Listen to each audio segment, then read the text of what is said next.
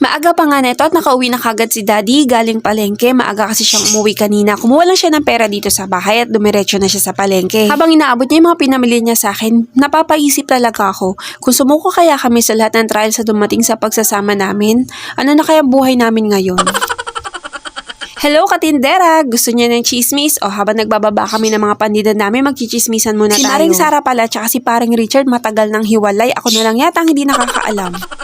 Bago nga tayo magchismisan, flex ko muna yung mga pinamili namin. Yung mga frozen foods na binili ni Daddy, diniretso ko na kagad siya sa freezer. Actually, nilinis ko na yung kagabi ba kasi nakaschedule talaga mamili kami ngayong araw. Maglilip tint na nga muna sana ako kasi mukhang haggard na haggard talaga yung itsura ko ngayong umaga.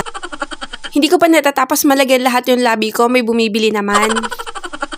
O habang inaayos ko tong pinamili namin kanina, tuloy na natin chismisan. Oy, saya niya. Alam niyo ba kasi, yung biyanan niya na interview yun. Tapos, ang sabi niya dun sa interview, yung lalaki daw trabaho ng trabaho, tapos yung babae naman ang tagalustay. Try natin i-analyze kung ano talaga yung sitwasyon nila. Alam niyo sa tingin ko, yung sinasabi naman ng biyanan niya na yung anak niya trabaho ng trabaho, sa tingin ko tama lang naman yun kasi lalaki yung anak niya. Wala kasi tayo dun mismo sa sitwasyon nila. Hindi rin kasi natin alam kung ano yung usapan ng mag-asawa. Kung mag-i-stay lang ba sa bahay yung babae para alagaan yung anak at ayusin yung bahay at pamilya nila. Tapos yung lalaki na lang magtatrabaho. Well, kaya rin naman kasi nung lalaki magtrabaho, and diba? For sure, kaya rin natin mga babae na magtrabaho. Alam ba nila na napakadali lang magstay dito sa bahay? Lalo na sa katulad namin mga mami na matagal na nagtatrabaho tapos ititenga mo lang basta-basta sa bahay. Of course, kung meron kaming choice, mas gusto namin magtrabaho kasi yun yung paraan namin para makuha namin yung worth namin sa sarili namin. Pero mas pinipili namin na magstay sa bahay para alagaan yung anak, maglinis ng bahay, maglaba, magluto ng almusal, ng tanghalian, ng hapunan, merienda, maglinis ng bahay, mag-alaga ng anak, ng asawa, ng aso, pusa, isama mo pa yung ibon, yung isda sa aquarium.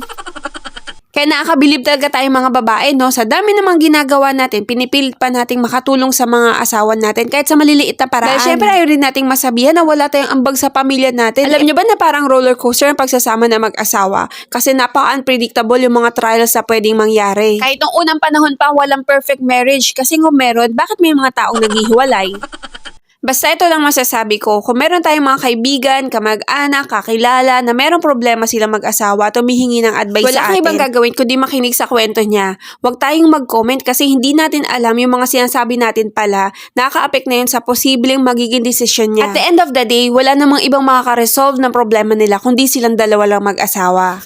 At syempre, wala naman talagang problemang hindi nadadaan sa maayos na usapan. Kung ano man magiging result ng mga naging decision natin, lagi natin i-priority yung mga taong nakapalibot sa atin, lalong-lalo na yung mga anak natin. Medyo natulala nga ako dito katindera kasi hindi ko alam kung saan ko naipatong yung paminta na binili ni Daddy kanina. Saktong-sakto pa man din, ubus na yun. Kapag may bumili, wala ako mayaabot. O siya katindera, isasabit ko naman na tong mga paminta na nakita ko dun sa lagay ng mga plastic, dun pala siya na isama lahat. Susunod natin pagkwentuhan yung mga buhay ng mga artista na yan. Tapusin mo natin lahat ng gagawin natin. Salamat!